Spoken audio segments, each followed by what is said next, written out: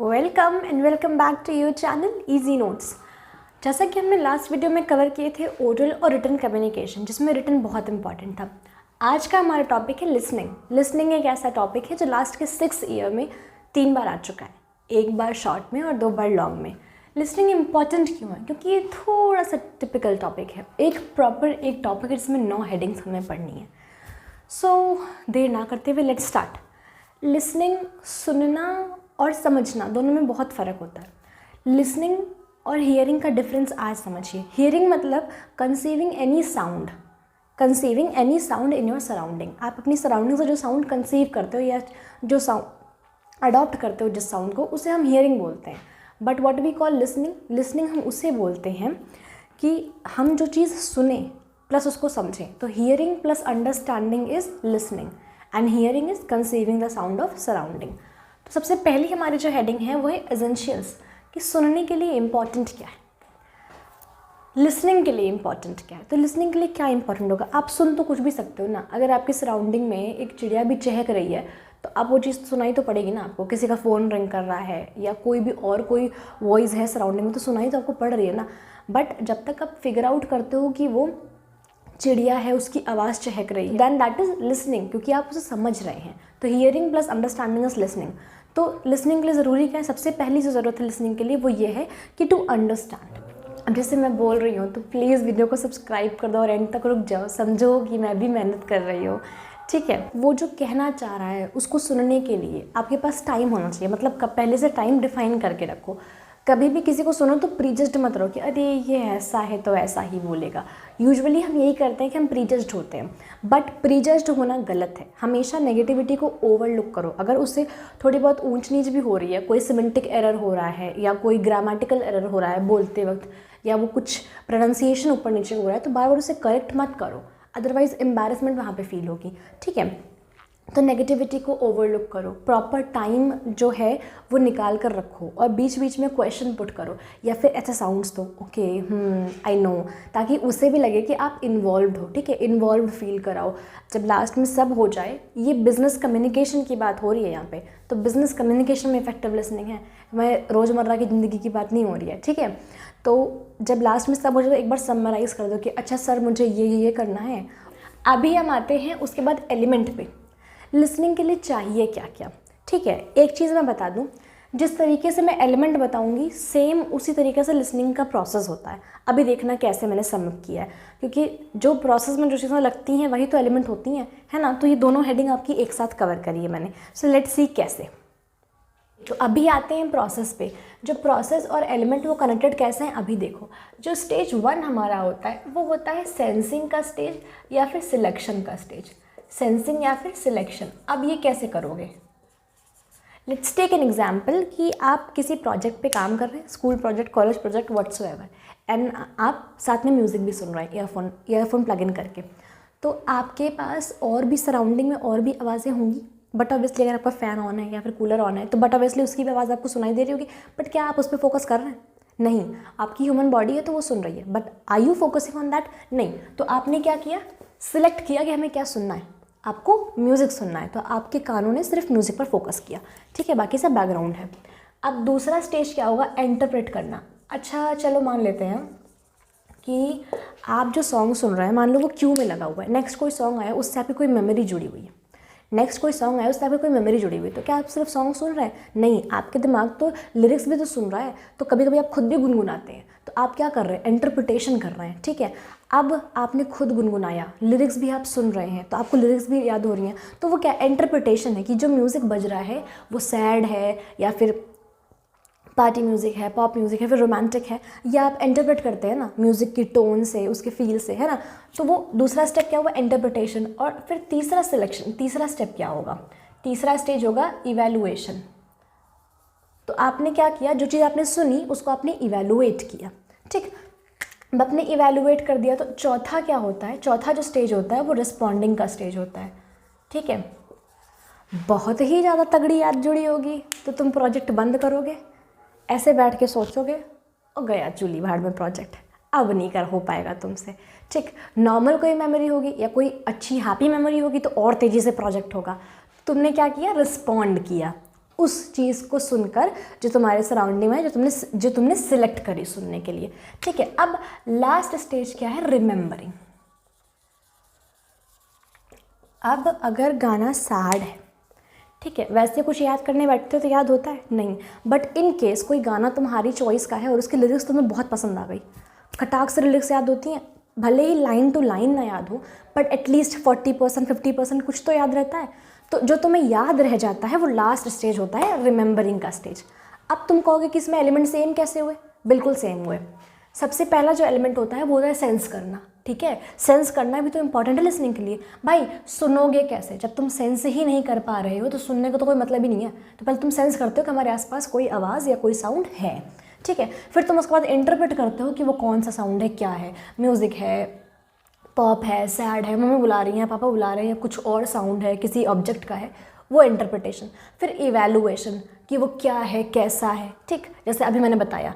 तो interpretation, evaluation, response, ये सब एलिमेंट ही तो हुए, इनके बिना कोई प्रोसेस कंप्लीट हो सकता है, और प्रोसेस में इस्तेमाल होने वाली हर चीज़ एलिमेंट होती है। तो दोनों हेडिंग हो गई, ख़त्म। व्हाई यू लिसन, सुनते क्यों हो, मत सुनो। अब जैसे कोई जब कभी भी किसी भी रिलेशनशिप में कहीं भी, whether it's official, personal, whatsoever, जब कोई भी इश्यूज आते हैं तो सबसे पहला पॉइंट क्या आता है, कम्युनिकेशन गैप। करते हो ना जद्दोजहद उसको मिटाने के लिए।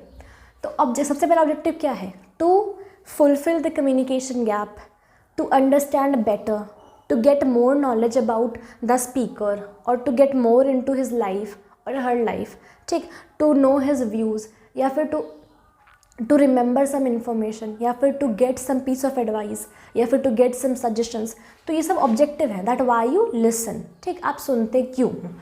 अब उसके बाद इम्पॉर्टेंस क्या है, देखो इफेक्टिव लिसनिंग की इम्पॉर्टेंस ये है कि आप सामने वाले को समझ पाते हो, तो अंडरस्टैंडिंग बेटर होती है, और बेटर अंडरस्टैंडिंग की वजह से रिलेशन में वार्मथ बढ़ती है, चाहे वो प्रोफेशनल हो या पर्सनल हो। अगर आप अच्छे से सुन सकते हो तो आप अच्छे से समझ सकते हो, और अच्छे से समझने के बाद जब गजब का रिप्लाई आता है ना, तो उसके बाद वो बॉन्डिंग हमेशा अच्छी ही होती है, ठीक है। तो इम्पॉर्टेंस क्या है, टू अंडरस्टैंड बेटर, ठीक है, to get the accurate information, to interpret better, ठीक है, to make the speaker comfortable. And जब स्पीकर कंफर्टेबल होगा तो बट ऑब्वियसली वो उसके अंदर जो भी होगा वो ट्रू फीडबैक देगा, या तो वो जो भी है एग्जैक्ट हूबहू वैसा ही आपसे कहेगा, तो एक्यूरेट इन्फॉर्मेशन आपको मिल जाती है। ये इफेक्टिव लिसनिंग की इंपॉर्टेंस है। फिर अब हमारे पास है टाइप्स देखो बहुत इंपॉर्टेंट है, टाइप्स और मेथड्स। तो इन दोनों को रखते हैं पहले साइड में, क्योंकि ये थोड़े टिपिकल भी हैं। अभी आते हैं बैरियर्स पे। तो बैरियर्स में फिजिकल बैरियर्स हो सकते हैं। देखो कम्युनिकेशन में बैरियर वही होंगे जो आपको मैंने यूनिट 1 में पढ़ाया है, और जिन्होंने नहीं पढ़ा है वो प्लीज़ जाके देखो, आई बटन में लिंक है, डिस्क्रिप्शन में भी है, ठीक है। तो बैरियर्स तो वही होंगे, या तो फिजिकल या तो साइकोलॉजिकल। कल्चरल बैरियर वहाँ हो सकते हैं, जैसे मान लो कि हमारे इंडियन ब्राउन फैमिलीज़ हैं, ठीक, उनको अगर कोई फॉरेनर आके ये एक्सप्लेन करने की कोशिश करे कि नहीं दिस कैन ऑल्सो हैपन, या फिर एग्जाम्पल ले लो love marriages can also happen, तो वो ब्राउन फैमिली तो सुनने से रही। और इसका मेन रीज़न ये नहीं कि उन्हें समझ नहीं आ रहा वो जो बोल रहे हैं, मेन रीज़न ये है कि वहाँ पे कल्चरल डिफरेंसेस हैं, उनके कल्चर में ये पाप है और उनके कल्चर में नहीं, तो वहाँ पे वो बैरियर है। वो सुन रहे हैं पर वो समझ नहीं रहे हैं क्योंकि कल्चरल डिफरेंसेस हैं। तो बैरियर्स तो सारे वही होंगे जो बैरियर्स मैंने पढ़ाए यूनिट 1 में। हर जगह वही बैरियर्स होते हैं भाई, कोई भी कम्युनिकेशन हो बैरियर तो वही होगा ना।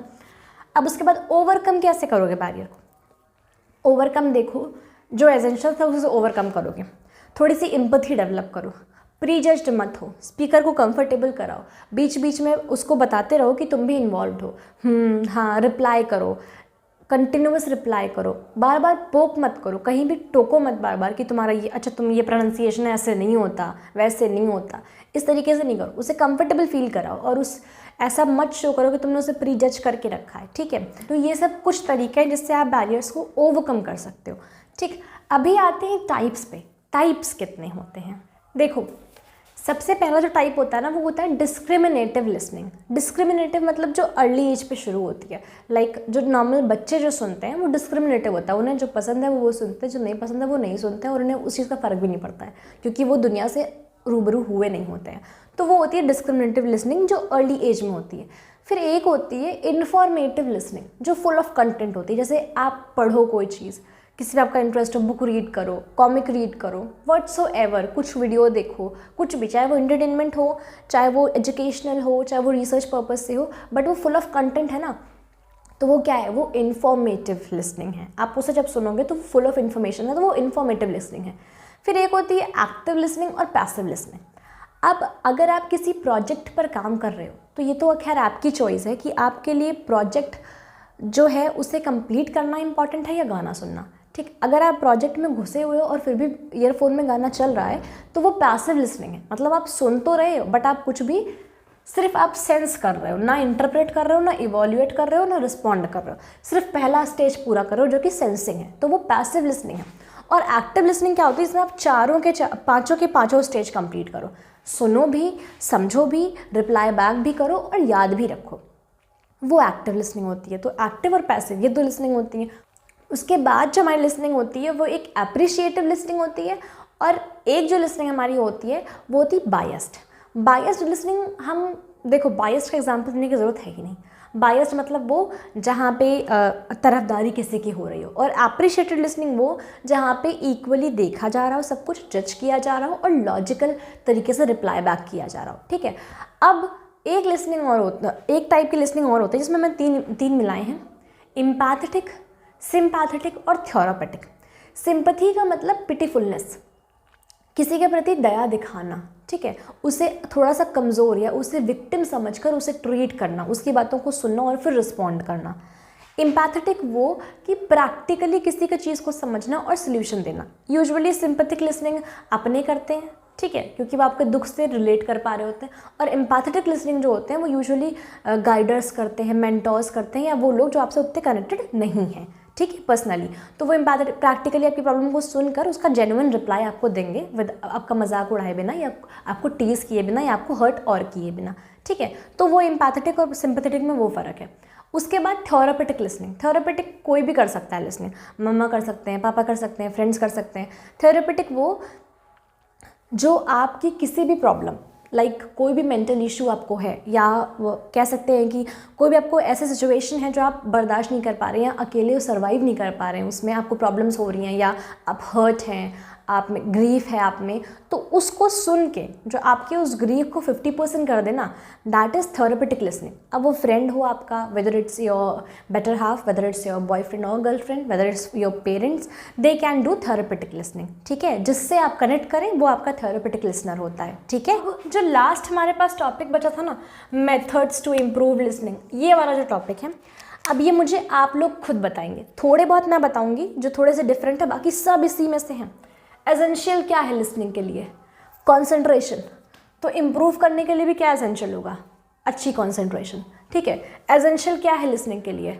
ऐसा फील कराना कि आप इन्वॉल्व हैं, स्पीकर को कंफर्टेबल कराना, तो क्वेश्चंस पूछना इम्प्रूव करने के लिए इंपॉर्टेंट होगा, ठीक है। सिंपैथी रखना एम्पैथी रखना इंपॉर्टेंट होगा, सिंपैथी नहीं एम्पैथी रखना, ठीक है। स्पीकर को कंफर्टेबल कराना इंपॉर्टेंट होगा। ये सब मेथड्स हैं कि आप लिसनिंग को इम्प्रूव कर सकते हो। लिसनिंग को इम्प्रूव करने का एक और मेथड है जो मेंशन किया गया है, उस मेथड का नाम है नॉन लिसनिंग एक्सरसाइज।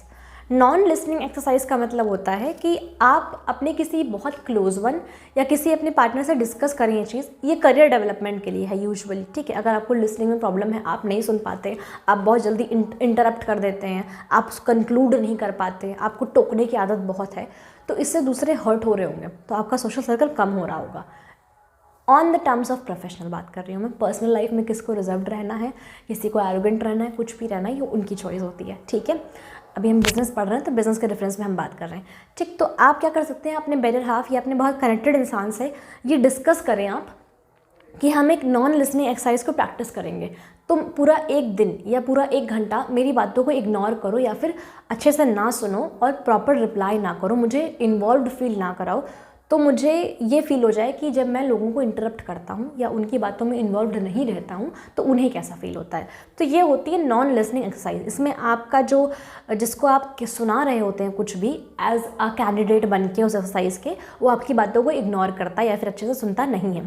तो जब तक आपके पैर ना उसके जूते में नहीं जाएंगे जो झेल रहा है, तब तक आप समझ नहीं सकते। तो ये एक्सरसाइज कम्प्लीटली उसी फंडा पे बेस्ड है, ठीक है। तो अभी हमारा ये टॉपिक हो गया है ख़त्म।